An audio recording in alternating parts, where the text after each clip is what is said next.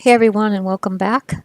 Sorry I missed a week. This project proved to be a lot more challenging than I anticipated, so it took me a bit longer to finish. And you'll see why if you stick around. So this is a piece of a very large burl that I was given over 2 years ago, and I really have been staring at it. It's been sitting in my shop, and honestly I've been kind of scared of it. It weighs, I didn't weigh it, but it took me a lot to get the chainsaw and cut some off of it to be able to even lift it up on the lathe and fit it on the lathe. And I have a full-size lathe, so as you can see from turning it here, rough turning, it was slow going and turning a lot of air, trying to get it trued up on the side here. It was very, very dense wood. I don't know what kind of wood this is. If anyone knows, please let me know in the comment section. The only thing I know is that it's burl. It's very dense, very hard. I probably stopped to sharpen my tools on this at least a dozen times.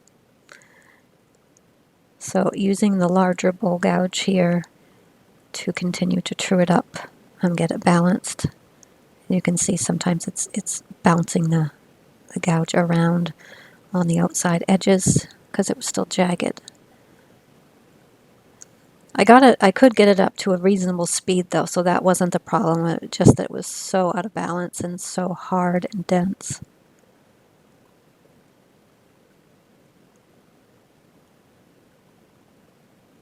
So even though I was kind of timid of doing this for quite a while, I was excited and really just up for the challenge of seeing what is kind of within this piece. I knew it would be something unique, and I'm glad that I took this project on finally and turned to this piece. So I hope you stick around and see until the end of the video. If you're new to the channel, welcome. If you haven't yet, please consider clicking that subscribe button. It's free, and I put out a new video weekly. Obviously, except for this last week, I'm pretty consistent. So turning attention now to the foot of the bowl, trying to true up the bottom, and it is still bouncing around. You can see that. I had to put on a glove because the wood chips were flying off so hard and that it was hurting my hand.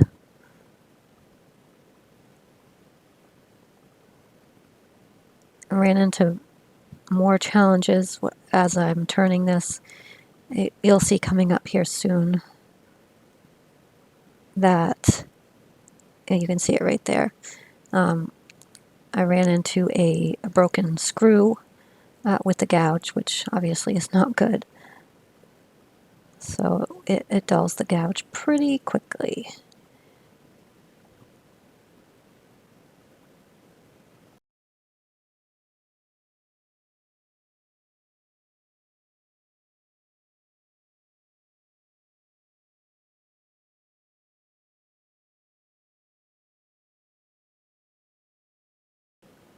So working on the corner, starting to round that over.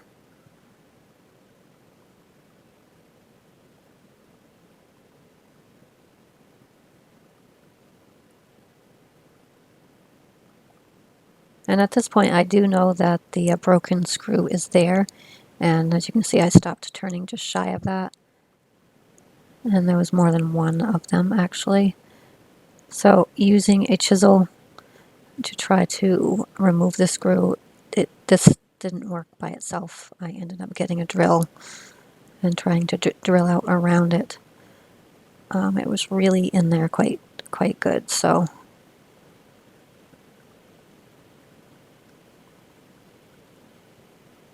it took a while to get out. There were many reasons to give up on this bowl, and I'm glad I didn't. So I switched now to the skew chisel and starting to make the foot of the bowl.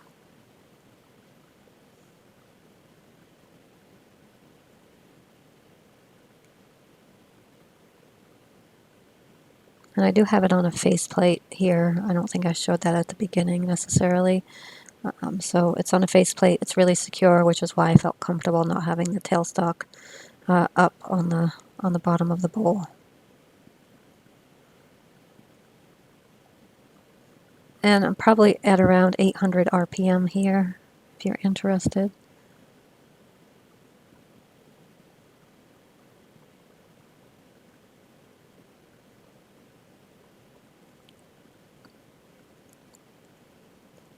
Taking off the faceplate.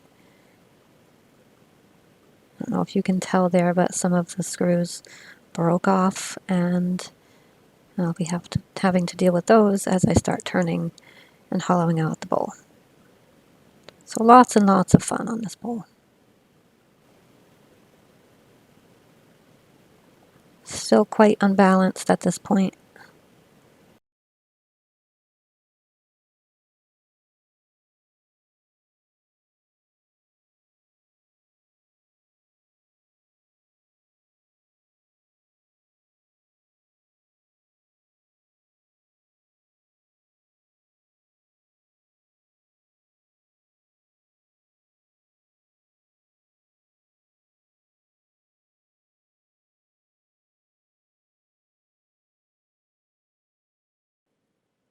So continuing here to start the hollowing process.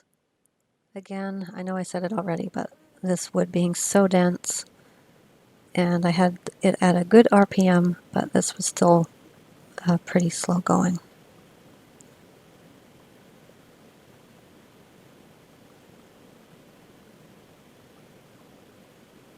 As you can see, the gouge there is starting to get dull, at least for the pull cut, and this wood just made it very dull very quickly.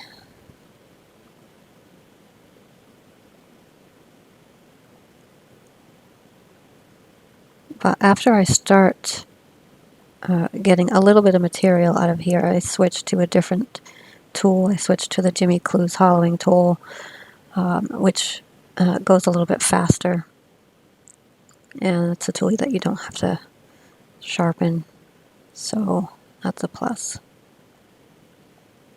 More screws to remove.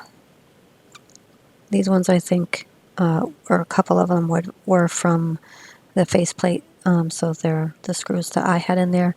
I don't think all of them were, though, so I don't know where this piece of wood originated from, so I don't know, if it was a tree and somebody had, screwed something into it. It's hard to tell, really. So here I am just trying to make some space around the wedged screw so I can pull it out.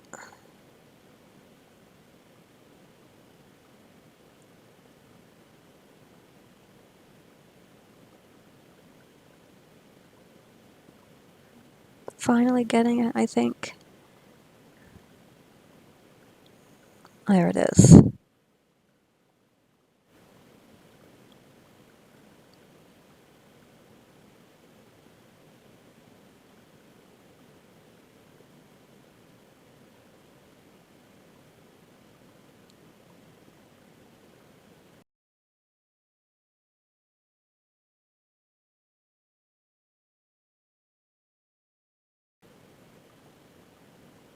So I switched now to the Jimmy Clues hollowing tool. I will link all the tools that I use and all the products in the video description if you're interested in taking a peek.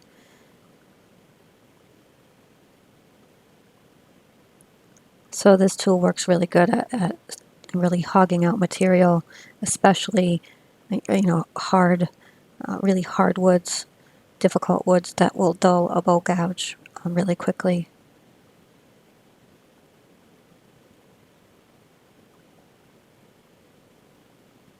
And I tried to keep the tailstock pulled up as long as possible. It still was a little bit out of balance. It was just a very, very interesting piece to turn.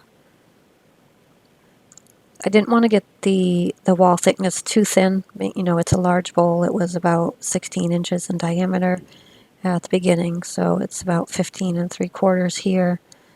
And I wanted it to be, sort of a heavy duty bowl, so making sure that the thickness of the wall is consistent around. Here I'm turning off of what the tailstock was resting on.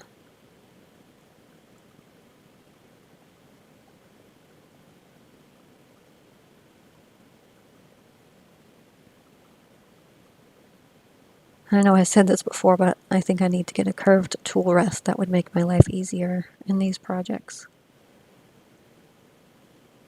So if you know of a good one, link it in the comment section, because I'm in the market.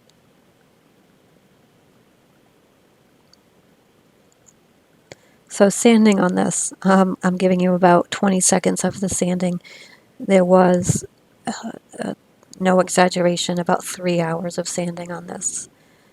I went between, power sanding, like you just saw, to hand sanding with the lathe on, hand sanding with the lathe off, power sanding with the lathe off. So it was a test of patience. Let's just say that. So cleaning the surface with denatured alcohol here.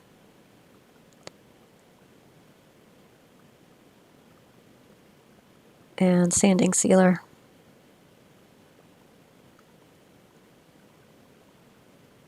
This is where you really get to see the grain and how it's going to look.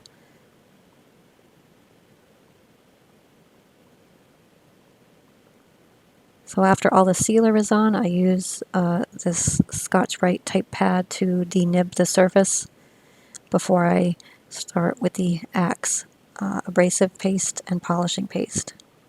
This is linked in the video description if you're interested in purchasing any. If you're a woodworker, wood turner, or no one, it is 10% off if you use the discount code PF10. And I can't say enough good about this product. I've tried other products, and this one is just hands down the best. And it's the best because it does a great job, but also because it's very easy to use. It doesn't cost an arm and a leg. It's made in the US, and just it's a great product. You don't have to take my word for it, but try it yourself, and you will see.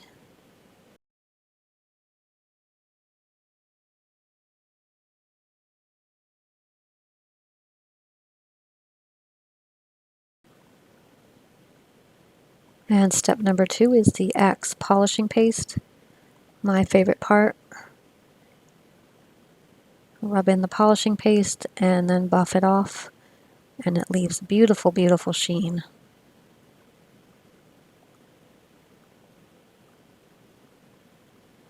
And Axe products are food safe. I get that question a lot in the comments. So if you wanted to use this as a salad bowl, it would be food safe. And this will be uploaded to my Etsy shop sometime in the next couple days. So if you're interested, give it a look and see if you're interested. Taking it off the lathe here and giving you guys the camera a close-up.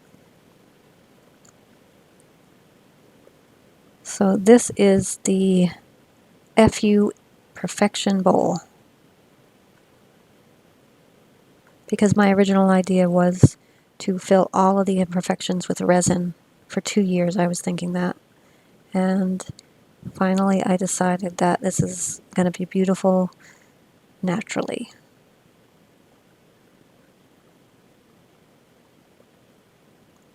Thank you so much for watching. I appreciate it. Until next week, peace out.